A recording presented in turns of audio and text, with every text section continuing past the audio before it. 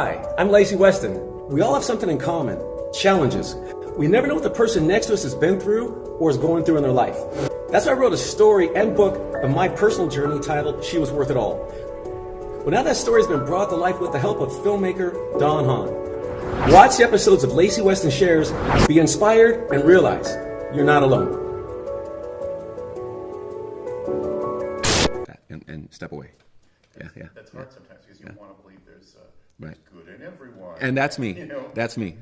I'm that way all the time. But in this case, to see myself in a courtroom like that and see how that went, that's too close to the fire. Yeah. It gets back though that that's a very traumatic experience. Right. And still, Right. you're this pretty positive guy. Talk about the physical side of it, because you when you're 13, you go into weightlifting and bodybuilding, Right. and that whole thing. I'm just curious, was that the easy conclusion is, oh, that was just an escape mechanism, and Right. that's that physicalization of what could have been traumatic to you, Right. helped you cope with it. Mighty Mouse. Really? That was still part of that in me too.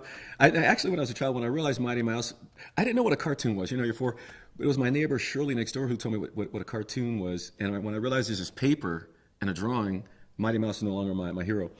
But the bodybuilding, I actually wanted to race motorcycles. I wanted to race dirt bikes. I thought I'd be racing Europe on the tracks. But I realized some friends I knew got hurt, and I realized you could die. And so one day, my sister Murtis, she came in. Well, one of my brothers, Russ, the one I told you about, the one I'm close with, he had a car accident and he almost died. He and my other brother and a friend were driving back to Nellis Air Force Base after he had leave. Tire blew out, the car rolled over, threw him out of the windshield. He almost died. He was in intensive care for quite a while. So my sister was left in charge to stay with the younger kids, right? And I was going to take my BMX bike out to ride it with my friends. It was raining outside, best time to ride, slide around, get hurt. And she said, no, we've already got one brother down. I can't let you go out. So she said, stay in the house, watch television. She turned the television on, and Wild World of Sports was on. And it was a bodybuilding show. I think the competitors were Roy Callender, Robbie Robinson, Kalman, Salak, and a few other guys. And I saw these guys. Now, I knew about bodybuilding because a friend in school kept talking about bodybuilding. And back then, everybody said, the word then was sissies. People said bodybuilders were sissies. And so that didn't bother me, but it wasn't for me. But when I saw this competition on television, and I saw the way these guys were moving, and I thought, I can do that. And I think I can do it as good as they can do it. So at that point, I got rid of the racing on the bikes. I got rid of wanting to maybe do skateboarding and kicking a soccer ball around. I thought, okay, I think the month was probably somewhere around maybe February or March. I made my mind up, this summer, I'm going to start training. What year was that? That was 77. That was 77, yeah.